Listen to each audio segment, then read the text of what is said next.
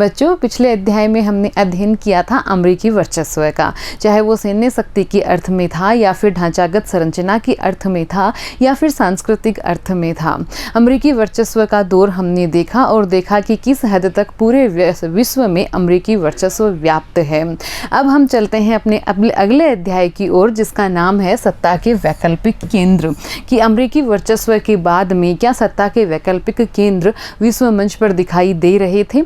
यहाँ हम जानेंगे उभरते हुए दो सशक्त संगठनों के बारे में, यूरोपीय संघ और आसियान, कि किस तरह से ये संगठन सशक्त संगठन उभर रहे थे। एक तरह से इन्होंने अपना दमदार प्रभाव दिखाया था, एक शानदार संगठन थे ये, और ये सत्ता के वैकल्पिक केंद्र के रूप में देखे जा रहे थे, अर्थात अमेरिकी वर्चस्व को चुनौती देते हुए ये संगठन नजर आ रहे थे। तो चलिए जानते हैं सत्ता के वैकल्पिक केंद्रों के बारे में, और इसमें हम शुरुआत करते हैं यूरोपीय संघ से।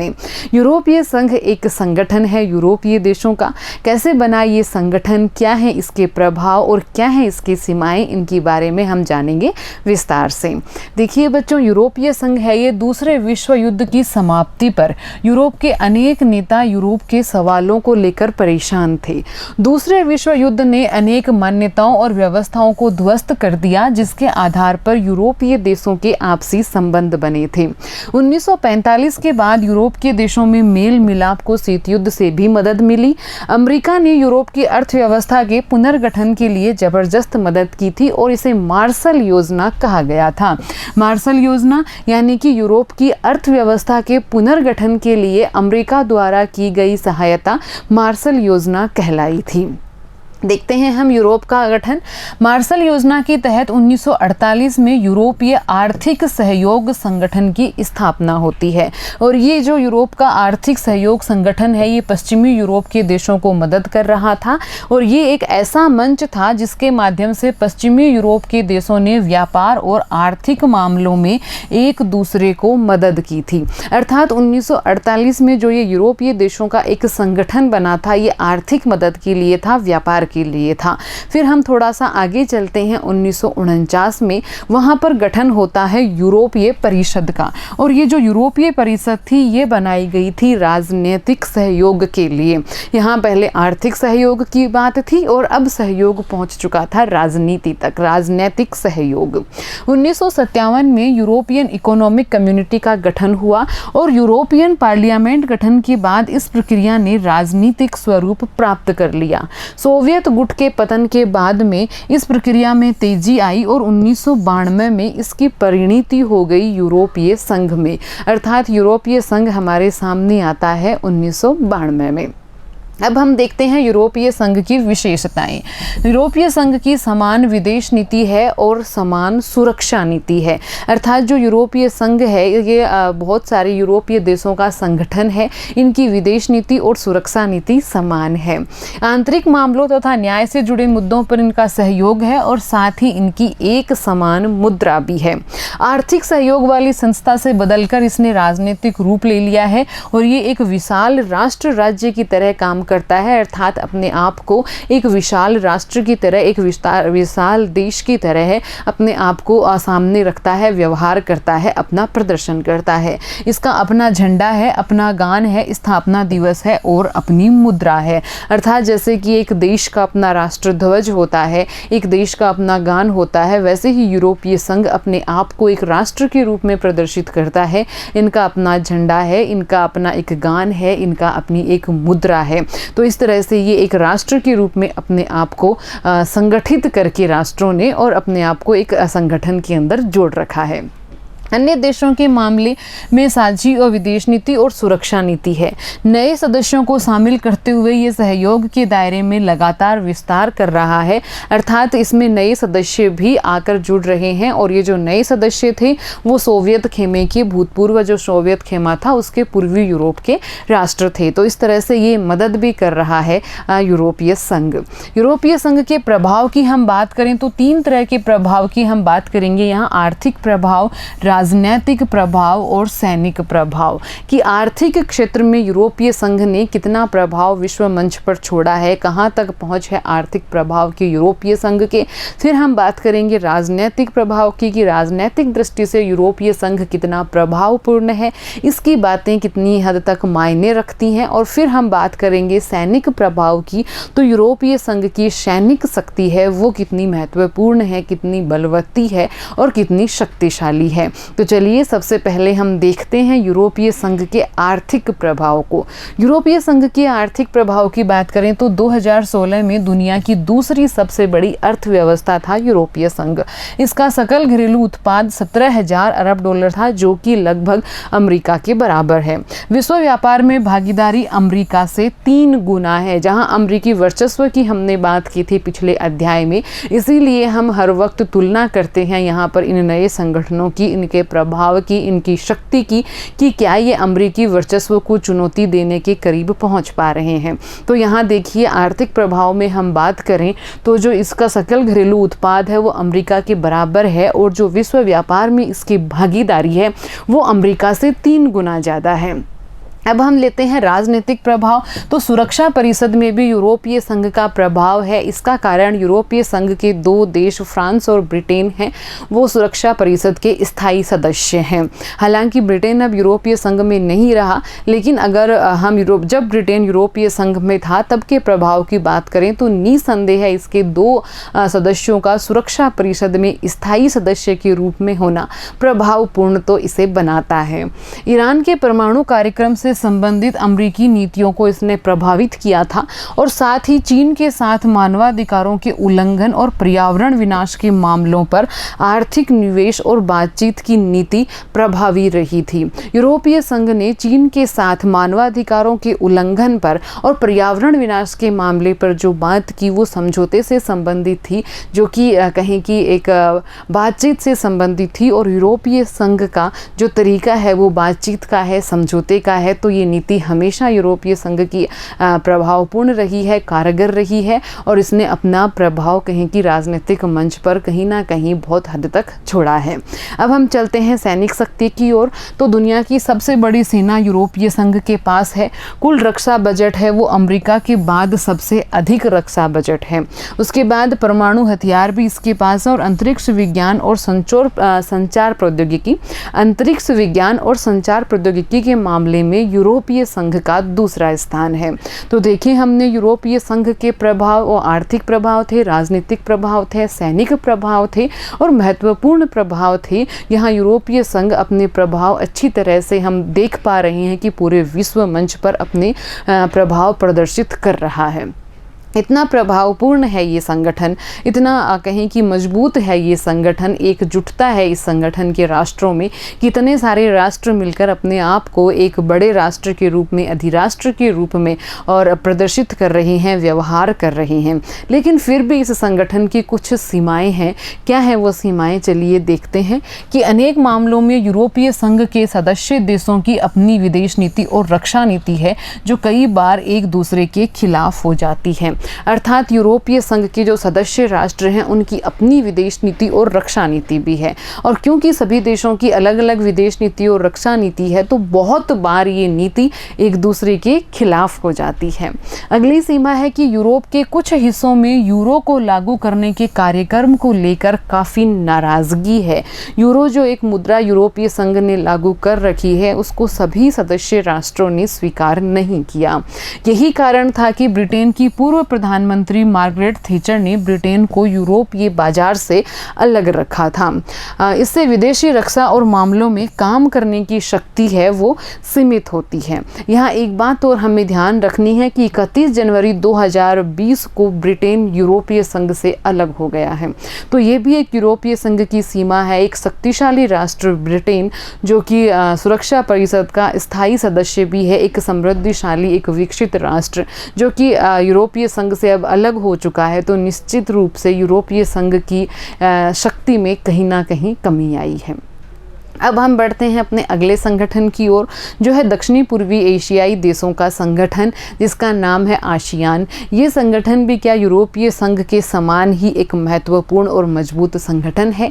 इसका प्रभाव कहाँ तक और कितना है विश्व मंच पर, और इस संगठन का निर्माण कैसे हुआ, क्या है इस संगठन के उद्देश्य, और क्या इसे भी हम अमेरिकी वर्चस्व की चुनौती के रूप में देख सकते हैं, चलिए जानते हैं। बात करते हैं आसियान की, दक्षिण पूर्व एशियाई राष्ट्रों का संगठन। दक्षिणी एशियाई क्षेत्र कौन से हैं? दूसरे विश्व युद्ध से पहले और बाद में यह हिस्सा बार बार यूरोपीय और जापानी उपनिवेशवाद का शिकार हुआ, कि दक्षिणी एशिया में जितने भी राष्ट्र हैं, ये राष्ट्र द्वितीय विश्व युद्ध के बाद में बार बार उपनिवेशवाद के शिकार हुए थे। युद्ध समाप्त होने पर इसे राष्ट्र निर्माण, आर्थिक पिछड़ेपन और गरीबी जैसी समस्याओं का सामना करना पड़ा था। इसे शीत युद्ध के दौर में किसी एक महाशक्ति के साथ जाने की दबाव को भी झेलना पड़ा था। साथ ही गुटनिरपेक्ष और बांडुंग सम्मेलन के माध्यम से एशिया और तीसरी दुनिया के देशों में एकता कायम करने के प्रयास अनौपचारिक स्तर पर सहयोग और मेलजोल कराने के मामले में कारगर नहीं हो पा रहे थे। ये थोड़ी सी हम यहाँ दक्षिणी एशिया के बारे में एक छोटा सा परिचय प्राप्त कर लेते हैं कि कैसे थे ये देश। ये देश दूसरे विश्व युद्ध से पहले की बात करें तो ये लगातार उपनिवेशवाद का शिकार रहे थे। हम सभी जानते हैं दूसरे विश्व युद्ध के बाद में अनौपनिवेशीकरण की प्रक्रिया शुरू हुई थी, सभी राष्ट्र आज़ाद हो रहे थे। तो ये राष्ट्र भी आज़ाद हुए, लेकिन इनके सामने अपने राष्ट्र निर्माण की चुनौती थी, गरीबी से उबरने की चुनौती थी, अपनी एकता को कायम करने की चुनौती थी। इन चुनौती से उबरने के बाद में फिर अगली चुनौती आ जाती है शीत युद्ध के दौर की। शीत युद्ध का दौर विश्व पूरे दो खेमों में बटा हुआ, और अब इन पर दबाव किसी न किसी एक खेमे में शामिल हो जाने का। जहां आशा की किरण गुटनिरपेक्ष आंदोलन को हम मानते हैं, तो वो भी अनौपचारिक स्तर पर इतना कारगर नहीं हो पा रहा था इन राष्ट्रों का मेलजोल कराने में, इनका सहयोग करने में, इनका साथ देने में। इसीलिए 1967 में दक्षिणी पूर्वी एशिया के 5 देश यहाँ हैं, इंडोनेशिया, मलेशिया, फिलीपींस, सिंगापुर और थाईलैंड, जिन्होंने आसियान की स्थापना की। बाद में 5 राष्ट्र और आकर इनके साथ मिल गए, Brunei, Darussalam, Vietnam, Laos, Myanmar और कंबोडिया। ये भी इसके सदस्य देश बन गए और इन देशों ने मिलकर आसियान की स्थापना की। आसियान के उद्देश्य यहाँ हम देखेंगे, कानून का शासन और संयुक्त राष्ट्र संघ के कायदों पर आधारित क्षेत्रीय शांति और स्थायित्व को बढ़ावा देना और आर्थिक रूप से विकास को तेज करना। इनका उद्देश्य था कि कानून की स्थापना करनी है, कानून का शासन लागू करना है, साथ ही संयुक्त राष्ट्र संघ के कायदों के अनुरूप व्यवस्था को बनाए रखना है और आर्थिक विकास की गति को तेज करना है, क्योंकि ये राष्ट्र आर्थिक रूप से पिछड़े हुए राष्ट्र थे। आसियान शैली की हम यहाँ बात करेंगे तो अनौपचारिक, टकराव रहित और सहयोगात्मक मेल मिलाप इन राष्ट्रों की शैली थी। जो आसियान संगठन के सदस्य थे उनकी शैली थी वो अनौपचारिक की, मेल मिलाप की और टकराव रहित थी। और साथ ही इस शैली ने पूरे विश्व में यश कमाया। क्यों यश कमाया? क्योंकि ये ऐसी शैली थी कि जो राष्ट्र था उसकी राष्ट्रीय संप्रभुता का सम्मान कर रही थी, यानी कि संगठन के प्रत्येक सदस्य एक दूसरे राष्ट्र की संप्रभुता का सम्मान कर रहे थे, एक दूसरे राष्ट्र की संप्रभुता का कहीं की स्वीकार कर रहे थे। इस वजह से आसियान शैली है वो पूरे विश्व में प्रसिद्ध हुई। अब जो ये आसियान का संगठन है, इसके 3 स्तंभ थे इस आसियान समुदाय के। कौन से थे वो 3 स्तंभ? आसियान सुरक्षा समुदाय, आसियान आर्थिक समुदाय और आसियान सामाजिक सांस्कृतिक समुदाय। इन 3 स्तंभों पर टिका हुआ था ये आसियान संगठन। तो चलिए इन तीनों स्तंभों के बारे में हम जानते हैं। सबसे पहले हम जानेंगे आसियान सुरक्षा समुदाय के बारे में। क्या था आसियान सुरक्षा समुदाय? तो आसियान सुरक्षा समुदाय था वो क्षेत्रीय विवादों को सैनिक टकराव तक न ले जाने की सहमति पर आधारित था, कि कुछ भी हो जाए लेकिन हम जो आपसी विवाद हैं, मतभेद हैं, आपसी कोई भी वाद विवाद के मुद्दे हैं, वो सैनिक टकराव की स्थिति तक नहीं पहुंचने चाहिए। अर्थात उन विवादों का समाधान है वो आपसी बातचीत के द्वारा, आपसी सुलह समझौते के द्वारा निकाला जाएगा। साथ ही 2003 तक कई समझौते इन्होंने किए किस पर आधारित थे वो समझौते कि हर सदस्य देश ने शांति, निष्पक्षता, सहयोग को बढ़ावा देने की वचनबद्धता को दोहराया। 2003 तक इन्होंने इसी आधार पर समझौते किए कि ये देश हैं वो शांति के साथ, निष्पक्षता के साथ अपना व्यवहार करेंगे। इसी संकल्प को इन्होंने दोहराया था।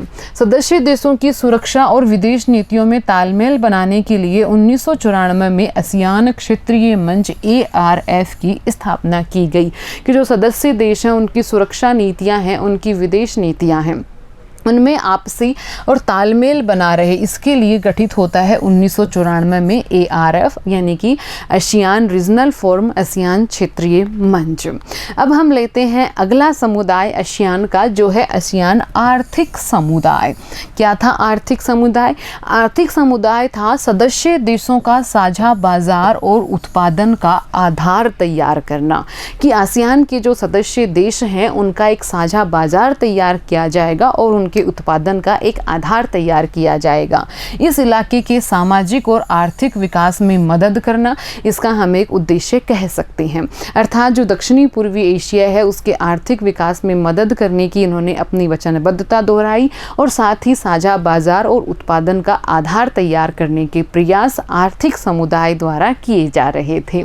इस क्षेत्र के देशों के आर्थिक विवादों को निपटाने के लिए मौजूदा व्यवस्था को सुधारना इसका उद्देश्य था।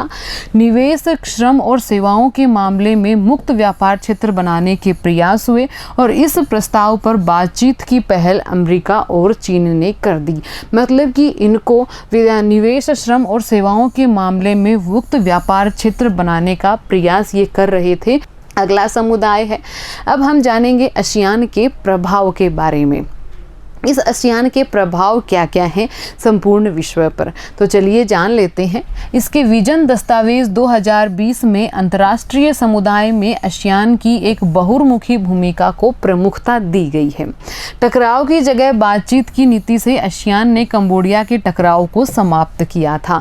अर्थात हमने देखा कि आसियान है वो बातचीत के तरीके से और अपनी समस्याओं को सुलझा रहा है, अपनी समस्याओं से पार पा रहा है। पूर्वी तिमोर के संकट को भी इन्होंने संभाला।